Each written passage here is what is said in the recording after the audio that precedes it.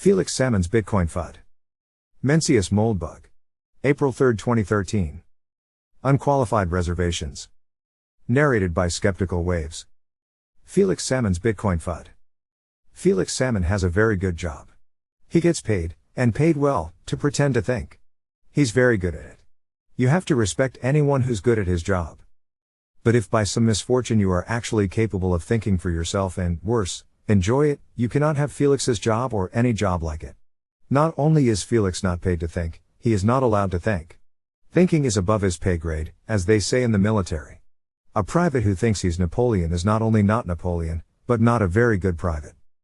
Rather, Felix's job, as with all legitimate journalists or columnists, though the former are not even allowed to pretend to think, which must really sting, is to communicate the thoughts of his sources, rewording them as if they were his own thoughts. His sources are legitimate thinkers, professors, policymakers, and priests. Just kidding.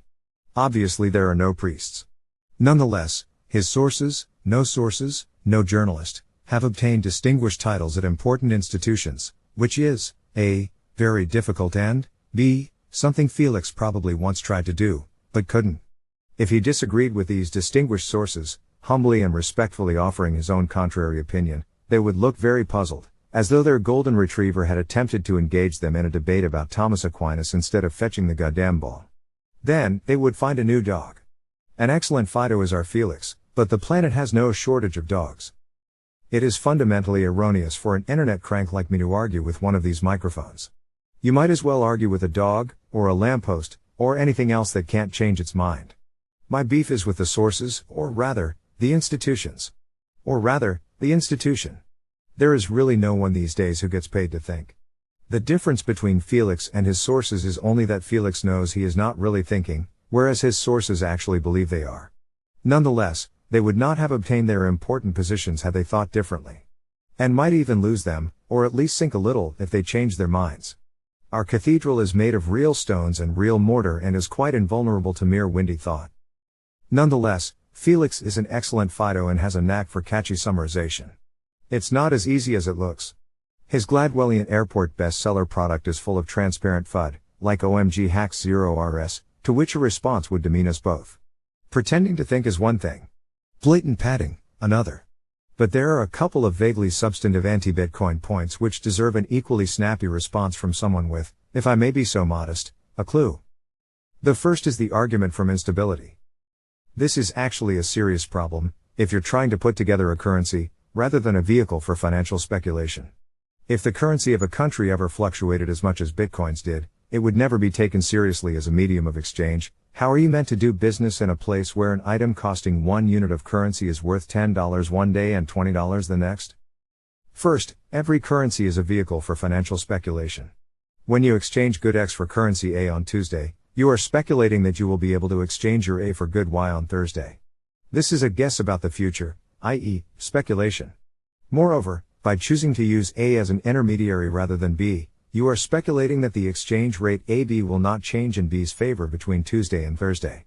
Otherwise you would have chosen B. It's typical of our thought-free age that a successful financial columnist feels no qualms about using the word speculation as a pejorative. Can anti-Semitic rabbis be far behind? Second, Felix's sources will tell him that a currency has two roles, storing purchasing power and solving the coincidence of one's problem.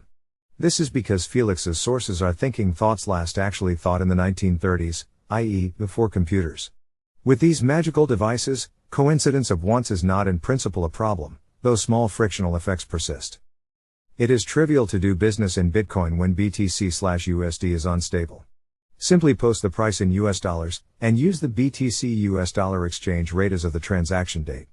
Even if buyer and seller are both saving in USD, within a couple of seconds they can exchange in, send Bitcoin, and exchange out. The prices realized may differ slightly from the posted estimate, but only slightly. In the 21st century, a currency has only one role, storing purchasing power. Or to be more exact, containing the inevitable overvaluation of at least one asset in an economy where many actors want to store purchasing power. If you can use this store of value directly in transactions, nice. Nonetheless, rational actors will speculate on their optimal store of value, and convert on the fly if needed. Using, computers. It falls under padding, But I can't resist this moment in which our Felix truly plays his show card. The overwhelming majority of dollars in the world are deposited safely and electronically in banks. There's something weird and self-defeating about the kind of people who keep their savings stuffed under the mattress. In Hollywood, if you show someone counting out huge sums of cash, that's an easy way for the director to say that he's a criminal. Oddly, I actually lived in Cyprus when I was a kid. It's a dangerous practice for a FIDO to keep his boilerplate stuffed under the mattress. He's paid well by the word, the product should be fresh.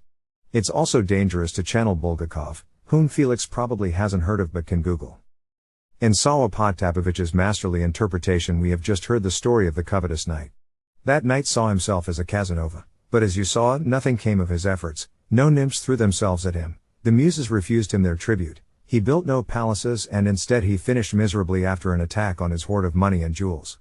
I warn you that something of the kind will happen to you, if not worse, unless you hand over your foreign currency.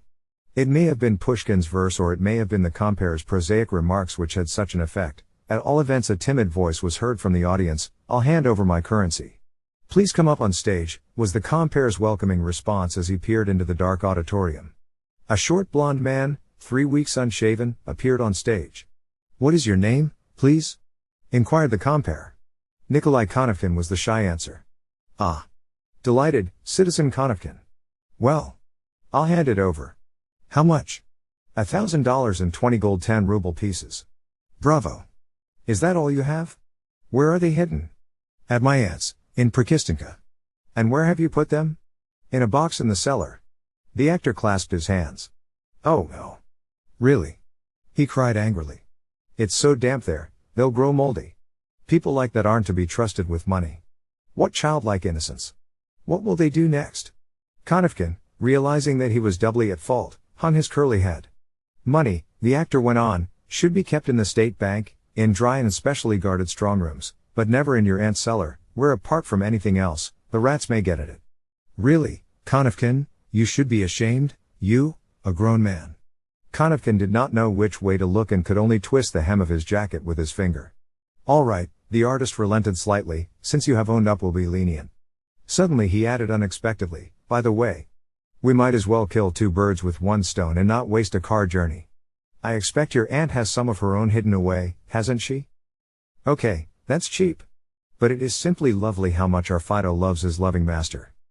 Because it turns out that financial services companies are a very important part of any democracy. It's because we place so much trust in banks, after all, that they are forced to take on a great deal of responsibility. Banks and central banks are given an important job to do, are regulated and scrutinized, and can be held responsible for their actions. The population of the entire country, as represented by the government, stands behind bank deposits and promises to honor them even if the bank goes bust. Money, in other words, is a key ingredient in the glue which keeps the social compact together. What we're seeing in Cyprus is in large part a demonstration of what happens when that compact starts becoming unglued. Bitcoin, in that sense, is anti-democratic. Dare I suggest that Fido understands 21st century democracy perfectly? The population of the entire country, as represented by the government. And hence, transitively, by J.P. Morgan. I would love to have made it up. Crap, Orwell would love to have made it up. But there is substance here, or pseudo-substance anyway. The cornerstone of the attack on the Kulaks and Konevkins. Inflation is bad, but deflation is worse. The reason is that in a deflationary environment, no one spends money, because whatever you want to buy is sure to become cheaper in a few days or weeks. People hoard their cash, and spend it only begrudgingly, on absolute necessities. And they certainly don't spend it on hiring people. No matter how productive their employees might be, they'd still be better off just holding on to that money and not paying anybody anything. The result is an economy which would simply grind to a halt, with massive unemployment and almost no economic activity. In a word, it would be a depression. In order to have economic growth, you need monetary growth as well, and that's something which is impossible to achieve in a Bitcoin-based system. Currencies such as the dollar, with a central bank which can print money at will, have succeeded for a reason. As economies grow, the money supply has to be able to grow with them. And that's why Bitcoin can never really succeed over the long term. In order to have economic growth, you need monetary growth as well. But standing in its way, the covetous knight again. A Trotskyist, a hoarder and a wrecker. Surprisingly, this is perfectly true. Actually, the key to understanding this argument is to understand that everything in it is true, if you look at it from the right perspective. Or at least, the FIDO's perspective. In order to have economic growth, you need monetary growth as well. Why? Because economic growth means increase in the number of monetary units spent by consumers. In order to increase the number of dollars that consumers spend, consumers need to have more dollars. But is this real growth, i.e., more and better products, or nominal growth, i.e., just inflation? Our hedonics experts will be looking closely at the quality of the products to ascertain this. At this point, a person actually addicted to the vice of thought might ask, in an economy with a fixed number of dollars, is it possible to have constant dollar spending, for more and better products? I.e., in FIDO language, zero nominal growth, but positive real growth? What an odd idea. But again, FIDO turns out to be perfectly right. It is not possible to fix the quantity of dollars in our economy, because the quantity of dollars sensu stricto, that is, liabilities of the Federal Reserve, is vastly disproportionate to the quantity of debt, market capitalization of the financial system. By well over an order of magnitude. Imagine a Bitcoin economy in which there were only 20 million Bitcoins, but 200 million promises to deliver future Bitcoins. It is easy to see that this debt could not possibly be valued at par. If we started with it valued at par, we would see the effective dilution of the Bitcoin market by a flood of effectively bogus promises. But the market, being a market, would rapidly unravel this scam and devalue the bogus promises, increasing the exchange rate of a real BTC over a bogus promise, and also increasing the exchange rate of a real BTC against all other goods. At a macroeconomic level, this would constitute a gigantic depression, exactly as Felix describes. The fault would be not on the hands of those who exposed and detonated the debt bomb, but those who built and maintained it. In the dollar debt bomb, continuous monetary expansion is needed to keep the plutonium core stable, which is why good Professor Ben is lending us $85 billion a month. With this mega stimulus, spending scrapes along the bottom in a stagnant desultory way. Without it, the core begins to contract, accelerates and then implodes, just as Irving Fisher, who originally thought this thought, explained. Fortunately, there is no significant debt in Bitcoin. In fact, BTC appreciation is a therapy for the dollar's debt bomb, because as the bubble expands, dollar purchasing power is created out of nowhere. If BTC has the unlikely luck to run to fixation and become the world's standard currency, San Francisco will be full of dollar billionaires, who will spend these dollars, creating consumer spending, i.e., inflationary purchasing power. It would be too much to say this would be a good outcome for everyone, but it would certainly be a good outcome for those in debt. Moreover, a healthy macroeconomic system with a fixed currency supply will not create a debt bomb. Debt bombs are created when unpayable debts are guaranteed, formally or informally, by governments who want to profit surreptitiously from seigniorage, generally, in the 20C, as part of some scheme to increase consumer spending. USG itself cannot mint BTC. So it cannot dilute the BTC supply with bogus BTC which are half bad debt, half FDIC put. It's also true that during the transition to BTC, no debt will be produced and there will be no significant BTC financial system. Real debt requires the power to profit by selling future currency for a discount against present currency. In a USD economy in which BTC is rising at 5% a day, or whatever, there is no way to complete this loop. The deflation of BTC against USD is simply a function of the shifting volume of savings between the two currencies. At present, almost all savings are in USD, and friends. As tiny amounts of this energy flow into BTC, BTC goes up like a rocket. Of course, the contest is unstable. But when the entire savings pool has flowed into BTC, leaving the demonetized USD priced as a financial instrument for its expected return in BTC, i.e., a dollar is a share of stock in USG, which has lots of awesome assets but no cash and no profits, you have an extraordinarily stable financial structure. The quantity of BTC is fixed, by math.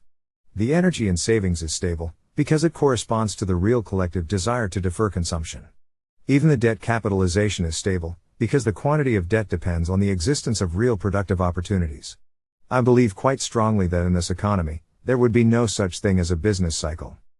Sadly, I fear we'll never know, because Bitcoin is probably going to be killed by the USG. Not really for any good reason, not even in self-defense, but just because it's easy to kill and bureaucrats like killing things. This is the best thing about being a mouthpiece for power. Your predictions come true. You argue that the abandoned church next door is a dangerous fire trap, will probably burn down, and should probably burn down before someone moves into it. It burns down. Good, you say. Are you a master thinker? Or just good friends with a master arsonist? Power creates opinion. If Bitcoin goes from $1 billion capitalization to zero, which will happen if Washington so much as squeezes lightly on its neck, it's a bubble. The past is always perceived as inevitable. Everyone who bought Bitcoin will feel like the world's biggest chump. How could anyone have thought it was worth something? When, obviously, it was worth nothing? No, it's a pity we can't use actual thoughts as a currency. The quantity is so limited. And always will be. Alas, pseudo-thoughts are everywhere and very difficult to distinguish from the real goods.